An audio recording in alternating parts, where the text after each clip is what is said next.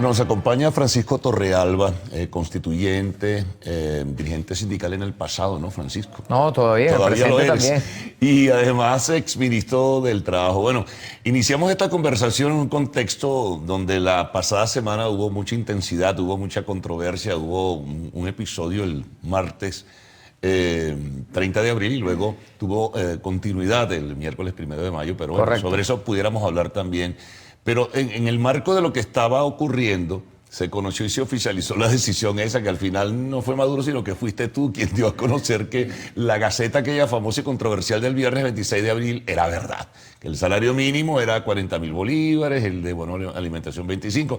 Eso es lo que se dice. No trata de despejarnos y aclararnos las dudas. No, es que yo no sé por qué surge la duda. Déjame decirte que... Eso tiene que ver en principio con la administración pública. Claro, ¿no? Pero en todo caso la decisión del incremento del salario mínimo nacional es una decisión del presidente de la República que fue publicada en Gaceta Oficial y que ante la cantidad de rumores que habían surgido, yo decidí simplemente poner en las redes sociales una foto de lo que era el texto de esa Gaceta, que es válida y que tiene plena vigencia de aplicación en todo el territorio nacional para públicos y privados desde el 16 de abril. Correcto, era lo que iba a decir. Con retroactivo desde el 16 de abril, así que no habrá nadie en Venezuela a partir del 16 de abril que perciba ingresos por debajo de 40.000 bolívares soberanos mensuales y que perciba por lo menos 25.000 bolívares soberanos mensuales en cestatique socialista. Esto sumado a lo que se contempla por vía del carnet de la patria, que para públicos y privados también se convierte en una suerte de compensación adicional a lo que es el ingreso por salario mínimo y por cestatique socialista. Y yo lo que hice fue publicarlo para despejar las dudas, pues, y ahora yo creo que ya después de esa publicación, que no era mi aspiración que se volviera noticia, ya todo el mundo sabe que ahí está claramente establecido lo que ha decidido el gobierno del presidente de la República, Nicolás Maduro. Lo que pasa es que como el nivel de expectativa se generaba y adicionalmente siempre la figura del primer mandatario es la que oficializa en algún acto previamente, en algún contacto. Decía, bueno, ¿y qué pasó? Que lanzaron la Gaceta, ¿será verdad? ¿Maduro va a decir, no va a decir, va a hablar, no va a hablar? Bueno, es que teníamos previsto un conjunto de cosas, pero no nos esperábamos que la torpeza de la derecha radical venezolana nos llevara a enfrentar de nuevo un intento de golpe de Estado que afortunadamente gracias a la Unión Cívico-Militar, a la entereza y gallardía de la Fuerza Armada Nacional Bolivariana, pudo ser derrotado en menos de 48 horas. O sea, yo no sé cuánto va a durar el siguiente golpe de Estado, pero quiero decirte que los golpistas van de mal el peor. Y eso solamente responde a una cosa, responde a la voluntad que tenemos los venezolanos y las venezolanas de vivir en democracia, de apegarnos al respeto a la Constitución y de no permitir por ninguna manera que en nuestro país se instale en Miraflores un presidente que no sea escogido por el voto universal, directo y secreto de la mayoría de los venezolanos y venezolanas. De manera que no va a ser un diputado títere del gobierno de los Estados Unidos de Norteamérica el que dirige este país sin que haya ganado en elecciones. Y a eso, por supuesto, se le presentó esa situación al país. El país respondió adecuadamente, con paz, las Fuerzas Armadas con entereza y de nuevo pudimos lograr la estabilidad. Había previsto una serie de actos, las condecoraciones de hecho no pudieron realizarse, las condecoraciones del mérito al trabajo que hace el presidente los días 30 de abril normalmente no se pudo realizar. Hubo otras actividades que bueno, nos ocuparon durante todo ese día.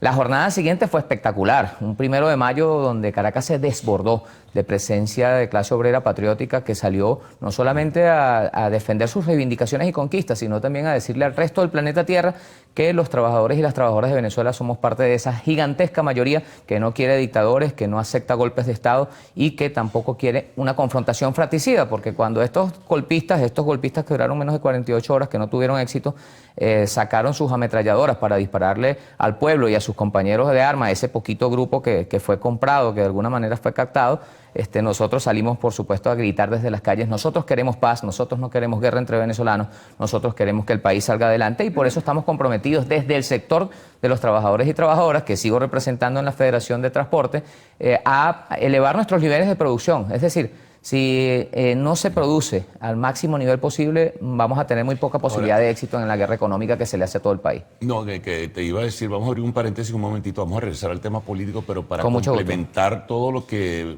forma parte de la Gaceta ya oficial con lo del salario mínimo y el bono de alimentación, también reciben los jubilados de la administración pública ahora 40.000 bolívares, los jubilados del Seguro Social, y también se hizo un ajuste sobre lo que es el valor del petro que subió a 80.000 bolívares dentro de lo que son estos bonos bonos sociales. Correcto, el petro también fue revaluado y en torno a eso, pues el medio petro, que es lo que fija el salario mínimo, ahora queda en 40.000 bolívares. Y el petro pasa a tener un valor como unidad de cálculo de 80.000 bolívares soberanos. Ahora, los bonos sociales, bueno, hay una tabla que ya se Hay una tabla larga, sí. Yo no me la sé completa de memoria, sí, no, es larga, pero hay una tabla que tiene de nuevo la atención sobre todo lo que se tiene que ver con el plan Chamba Juvenil, con los hogares de la patria. Hay incluso unas bonificaciones especiales para todos los trabajadores y trabajadoras que están establecidas por vía del carnet de la patria para públicos y privados. Es decir, que ahí eso se mantiene. Las políticas de asistencia y de atención a las necesidades sociales se mantienen y nosotros hemos decidido de un tiempo para acá comenzar a hablar de lo que tiene que ver con el ingreso social. Y no solo el ingreso mínimo nacional, porque ya sabemos que los ingresos mínimos no resultan suficientes para tener acceso a una... La generalidad de los planteamientos que surgen a posteriori de la oficialización indican que con 65.000 claro, de salario mínimo integral eso no te alcanza para nada. El cálculo que hacía creo que Oscar Mesa del Sendas era que necesitarías 50 salarios eso es mínimos. Un poco exagerado. Pero de 40.000 bolívares para poder cubrir la canasta Lo que alimentaria. podríamos convenir es que los ingresos por salario mínimo definitivamente no son suficientes y la otra cosa que hay que decir con claridad es que no vamos a emprender una carrera sin sentido del salario mínimo detrás de la hiperinflación. Aquí hay que seguir apostando al control de las variables económicas que permitan que se revalorice el poder adquisitivo del salario y no a la carrera del salario detrás de la inflación que va en un Fórmula 1 y el salario pues va más o menos en una bicicleta. Bueno, sí, me lo diste bien en forma gráfica. Y antes de irnos a la pausa, Francisco, y esa propuesta de anclarlo al dólar Dicom, por ejemplo, no se puede evaluar. El gobierno ha pensado en eso. Siempre el gobierno está evaluando. Llevaría un salario mínimo por lo menos de $500 al mes. Nosotros tenemos, gracias a Dios, un presidente que es de nuestra clase, es un presidente que también es obrero, que también es trabajador, es por cierto del sector transporte del cual yo formo parte, y eso de tener a un compatriota bolivariano, trabajador presidente como comandante en jefe, nos permite tener claridad en que siempre está dispuesto a escuchar las propuestas que desde el sector de los trabajadores y también del sector de los empresarios se les formulan. Ahora, hay propuestas que son viables y hay otras que no son viables. Nosotros tenemos un país que no está en condiciones normales y no está en condiciones normales porque es objeto de un conjunto de medidas de carácter genocida que se han puesto en práctica por voluntad del gobierno de los Estados Unidos de Norteamérica, que hoy afectan a todos los venezolanos y venezolanas en su vida cotidiana y que también están auspiciadas, vale la pena decirlo, por un sector de la derecha radical venezolana que apuesta a que nosotros aquí todos simplemente quedemos como muertos por hambre o por razones de salud. Bueno, vamos a hacer una pausa, Francisco. Retornamos enseguida para continuar esta conversación contigo. Francisco Torrealba, constituyente.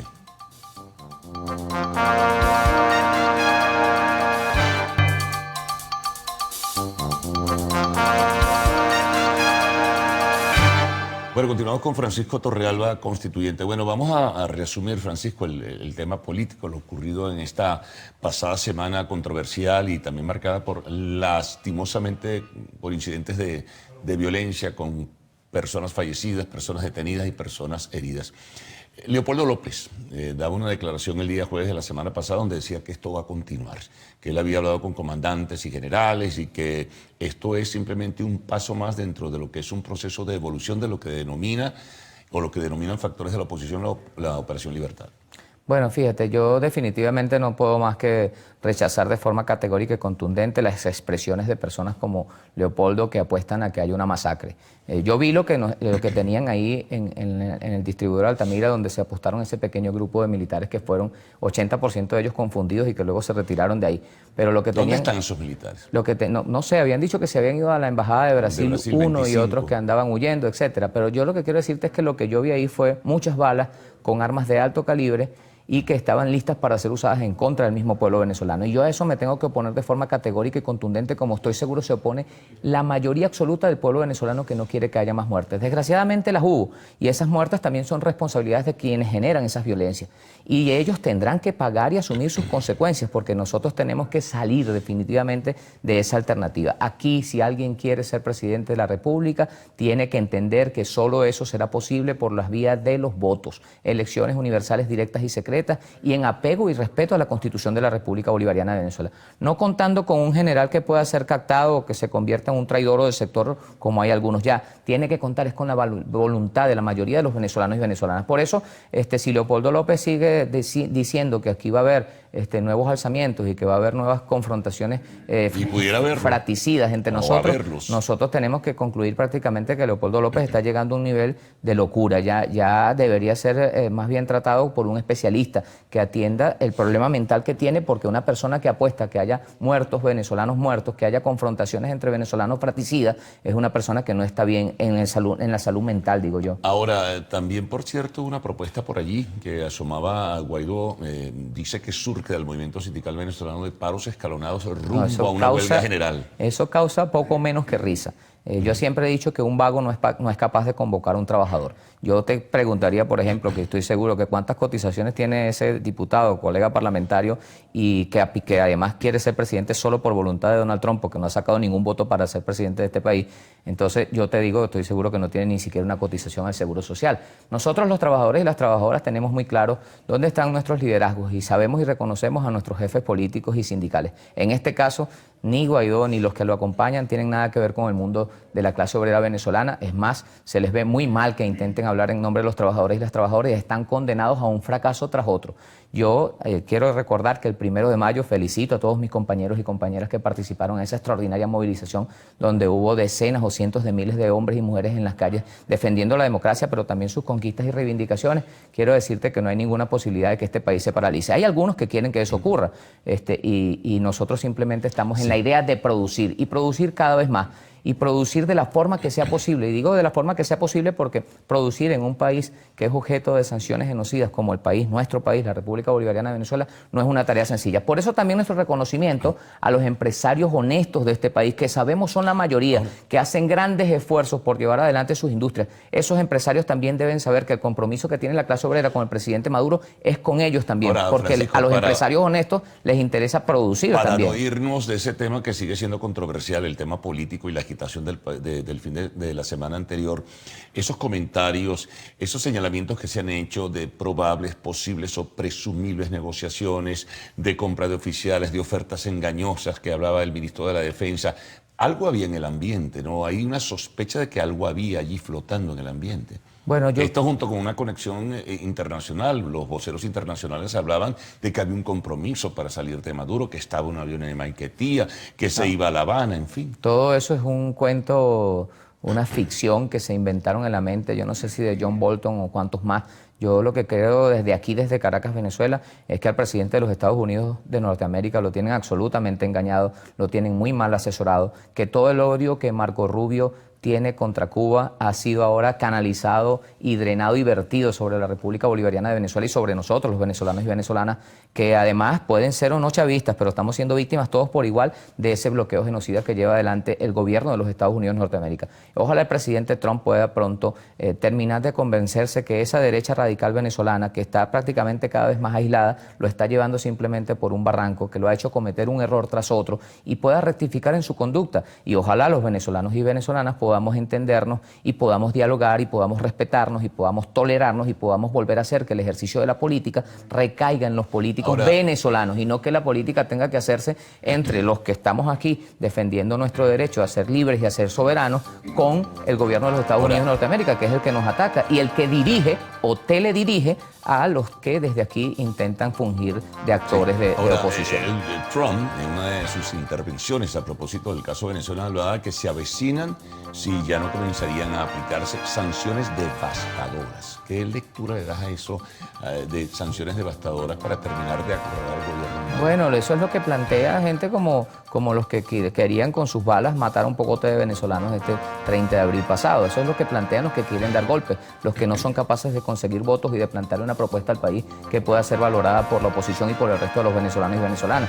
Es decir, esa gente que quiere que aquí haya una intervención, que haya bombas, que nos maten a todos, porque no solamente van a matar a los chavistas, sino que acaben con todo este país para luego sobre la base de las ruinas cogerse lo que quede debajo de la tierra, que es lo que les interesa, que es nuestra energía, bueno, esa gente tiene que ser simplemente rechazada. Y nosotros aquí deberíamos seguir explorando por cualquier vía las posibilidades de ponernos de acuerdo cívicamente, con respeto y tolerancia, en un diálogo, que sea negociación, que sea de acuerdo, que sea del nombre que le quieran poner, pero tenemos que estar en disposición a entendernos cívicamente. Bueno, Francisco, gracias por... Aquí nos paseamos por... Gracias a ti por la invitación, Carlos. De los salarios, de los bonos sociales y todo esto, en el tema político, que era imprescindible también asumirlo como tal y evaluarlo pues con tu opinión.